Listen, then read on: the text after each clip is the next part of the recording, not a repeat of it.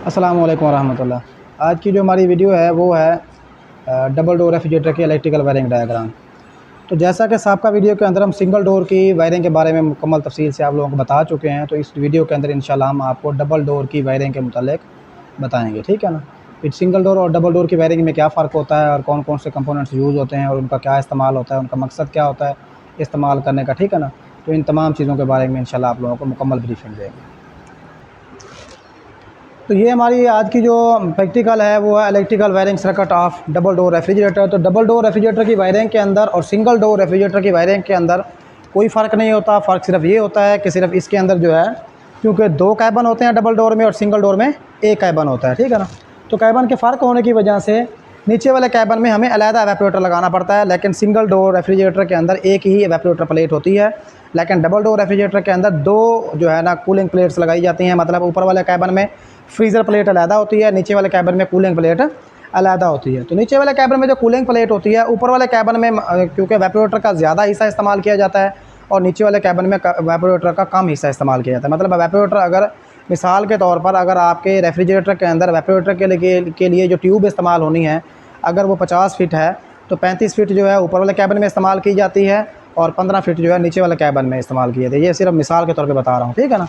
तो इसी तरह से नीचे वाले कैबिन में जो हमारी कूलिंग प्लेट होती है उसका मकसद सिर्फ चीज़ों को, मतलब कैबिन साइज़ में बड़ा होता है लेकिन कूलिंग प्लेट साइज़ में छोटी होती है। तो उसके अंदर जो कूलिंग प्लेट लगाई जाती है, नीचे वाले कैबिन में जो चीज़ें स्टोर की जाती हैं उनको सिर्फ ठंडा करना मकसूद होता है, ना कि फ्रीज़ करना। लेकिन ऊपर वाला कैबिन जो होता है बतौर फ्रीज़र होता है, उसमें चीज़ों को फ्रीज़ किया जाता है। तो उसमें हमें जो कैबिन जो होता है उसमें हम डिफ्रॉस्टिंग का अमल नहीं कर सकते, क्योंकि डिफ्रॉस्टिंग का अमल करने से वो चीज़ें देर से फ्रीज़ होंगी। इसलिए ऊपर वाले कैबिन के अंदर जो हमारा टेम्परेचर होता है कैबिन का, वो हम मेंटेन रखते हैं और कम से कम टेम्परेचर पैदा करते हैं। नीचे वाले कैबिन में हमने टेम्परेचर ज़्यादा माइनस में पैदा नहीं करना होता, वरना चीज़ें हमारी फ्रीज़ होना शुरू हो जाएंगी, ठीक है ना। तो नीचे वाली जो कैबिन होती है वो साइज़ में बड़ी होती है और कूलिंग प्लेट साइज़ में छोटी होती है। लेकिन कूलिंग प्लेट का टेम्परेचर जो होता है वैसे ही माइनस में होता है, नुक्ता जमात से कम रखा जाता है। इसलिए नीचे वाले कैबिन की कूलिंग प्लेट पर भी फ्रॉस्ट जमती है। फ्रॉस्ट बर्फ़ की बारीक बारीकता है को कहते हैं, ठीक है ना।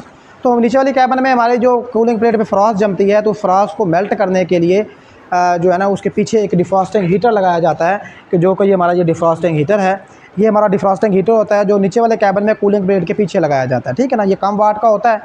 इसकी हीट जो होती है कूलिंग प्लेट तक महदूद रहती है और कूलिंग प्लेट के ऊपर जमी हुई फ्रॉस्ट जो होती है वो मेल्ट हो जाती है। क्योंकि कूलिंग प्लेट का टेम्परेचर अगर माइनस में होता है, उसके ऊपर अगर बर्फ़ की तह जम जाए तो वक्त के गुजरने के साथ साथ वो तह मोटी होती जाती है।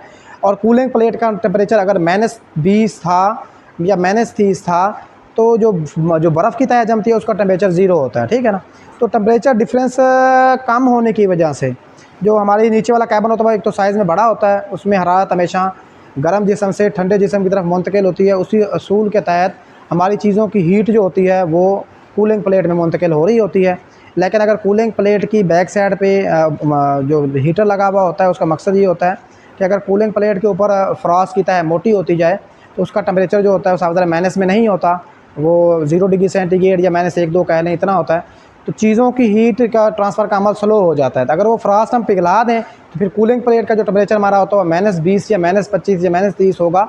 तो फिर हमारी चीज़ों की हीट जो है टेम्परेचर डिफरेंस ज़्यादा होने की वजह से, क्योंकि चीज़ों का टेम्परेचर कुछ भी हो, वो 5 हो, 10 हो, 2 डिग्री हो, 1 डिग्री हो, तो वो इधर से उधर चीज़ों की हरारत जल्दी मुंतकिल होगी। टेम्परेचर डिफरेंस जितना ज़्यादा होगा, मतलब अगर चीज़ों का टेम्परेचर 20 डिग्री सेंटीग्रेड था और कूलिंग प्लेट का टेम्परेचर -20 था, तो डिफरेंस जो है वो 40 डिग्री का है। तो हरारत ट्रांसफ़र का अमल तेज़ होगा। अगर चीज़ों का टेम्परेचर 20 डिग्री था और कूलिंग प्लेट के ऊपर बर्फ़ की तह जमने की वजह से उसका टेम्परेचर 0 हो गया, तो फिर इधर से उधर टेम्परेचर डिफरेंस जो है वो 20 रह गया, ठीक है ना। तो फिर हरारत ट्रांसफ़र का अमल 40 की निस्बत स्लो होगा।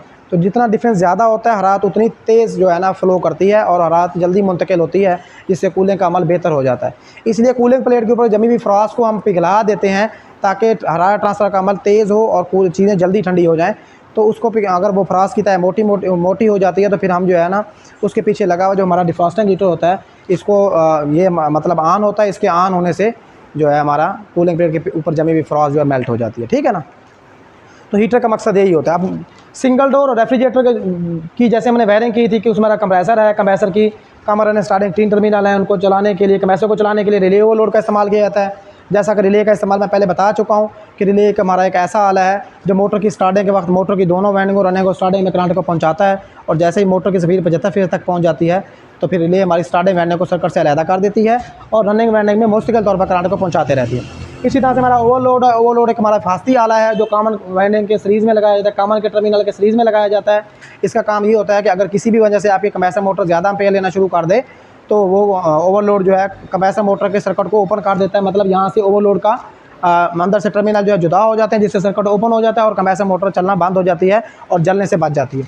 इसी तरह से हमारा थर्मोस्टेट है। थर्मोस्टेट हमारा जो है वो एक ही टेम्परेचर कंट्रोल स्विच है जो कि ऊपर और नीचे वाले कैबिन में डबल डोर रेफ्रिजरेटर के अंदर कह लें या सिंगल डोर रेफ्रिजरेटर में भी इस्तेमाल किया जाता है। इसका मकसद जो होता है किसी भी कैबिन या किसी भी बंद जगह के टेम्परेचर को सेंस करके उसके मुताबिक कंप्रेसर को ऑन या ऑफ करना होता है। मतलब जहाँ पर आप कूलिंग पैदा कर रहे हैं, जिस कैबिनेट के अंदर जो कैबिनेट डिज़ाइन की गई है रेफ्रिजरेशन के लिए, कूलिंग पैदा करने के लिए, मौसमी ठंडक पैदा करने के लिए, तो उसमें इसका इस्तेमाल किया जाता है ताकि जो हमें मतलूबा टेम्परेचर चाहिए उस कैबिनेट के लिए, जिस मकसद के लिए वो डिज़ाइन की गई है, जब वो टेम्परेचर हमें हासिल हो जाए तो ये कंप्रेसर को बंद कर दे ताकि उससे मज़ीद कूलिंग ना हो। ठीक है ना।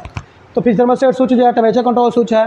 उसके बाद डोर स्विच हो गया। डोर स्विच को फेज़ हम थर्मोस्टेट के इनपुट से देते हैं क्योंकि इनपुट में फेज़ डायरेक्ट आ रहा है, तो इनपुट से देते हैं। इनपुट से देने के बाद डोर स्विच के आउटपुट से करंट लेकर हमने लैंप को दिया और न्यूट्रल लैंप को हम डायरेक्ट दे चुके हैं।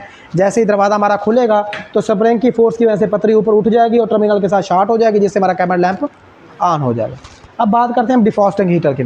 डिफ्रॉस्टिंग हीटर, जैसा कि मैं सबका वीडियोज़ के अंदर आपको थर्मोस्टेट की भी मैंने एक अलहदा वीडियो बनाई है जिसके अंदर मैंने 2 टर्मिनल वाला, 3 टर्मिनल वाला और 4 टर्मिनल वाले थर्मोस्टेट के बारे में ब्रीफिंग दी है। तो जो हमारा 4 टर्मिनल वाला थर्मोस्टेट होता है उसका मकसद ये होता है कि एक तो हमारे 2 पोर्ट जो इनपुट के होते हैं वो दोनों आपस में मिले हुए होते हैं। मतलब इनपुट से एक तो हम उस पर मेन देते हैं, दूसरा उसी टर्मिनल से हम डोर स्विच को भी करंट देते हैं, ताकि थर्मोस्टेट के इनपुट से जब हम डोर स्विच को करंट देते हैं तो जब भी दरवाज़ा हम खोलेंगे, चाहे वो दिन का टाइम हो चाहे वो रात का टाइम हो, मतलब जब हमारा रेफ्रिजरेटर रात के टाइम बार बार इस्तेमाल नहीं होता, बार बार नहीं खुलता, तो कूलिंग जल्दी हो जाती है, जिससे कैबिन में टेम्परेचर वो जल्दी पैदा हो जाता है जो हमें चाहिए होता है, जिसके मुताबिक हमने थर्मोस्टेट को सिलेक्ट कर रखा होता है। तो वो टेम्परेचर हासिल होने के बाद जब थर्मोस्टेट ऑटोमेटिक आ जाता है, उसका सर्किट ओपन हो जाता है तो कंप्रेसर चलना बंद हो जाता है। इसलिए थर्मोस्टेट के इनपुट से हम करंट देते हैं, क्योंकि इनपुट में तो हमारा करंट वैसे ही आ रहा होता है ना। तो डोर स्विच को इसलिए करंट देते हैं भी जब भी हम दरवाज़ा खोलेंगे तो लैंप रोशन होगा, और हर टाइम हमें रोशनी की ज़रूरत होती है ताकि फ़ौरन लैंप रोशन हो। ठीक है ना।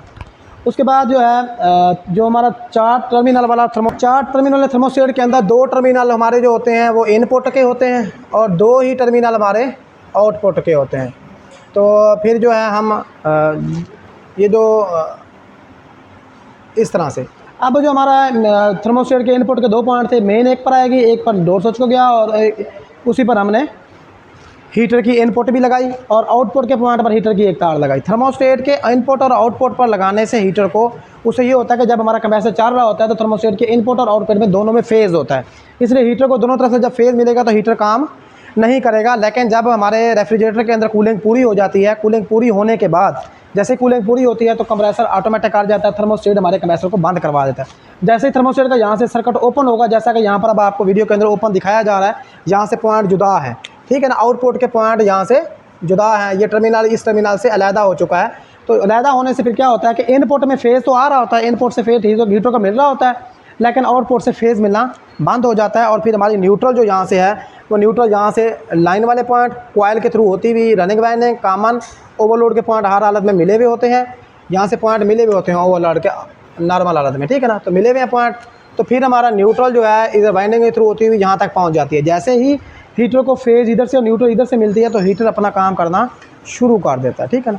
तो हीटर जैसे ही काम करता है तो कूलिंग प्लेट पे जमी हुई फ्रास्ट जो होती है, मतलब जब भी आपका कंप्रेसर ऑटोमेटिक होगा, मतलब उसका टेम्परेचर पूरा हो जाएगा तो ऑटोमेटिक हीटर ऑन हो जाएगा, कंप्रेसर बंद होगा हीटर ऑन हो जाएगा, वो भी थर्मोस्टेट के पॉइंट जुदा होने की सूरत में। जैसे थर्मोस्टेट के पॉइंट जुदा होंगे मतलब सर्किट को ओपन करेगा भी मतलूबा टेम्परेचर में हासिल हो चुका है, फ़ौरन हीटर हमारा ऑन हो जाएगा। लेकिन हीटर ऑन होने पे एक और सवाल पैदा होता है कि हीटर में जब फेज़ जहाँ से गुजर कर यूँ जा रहा होता है तो कंप्रेसर क्यों नहीं चलता।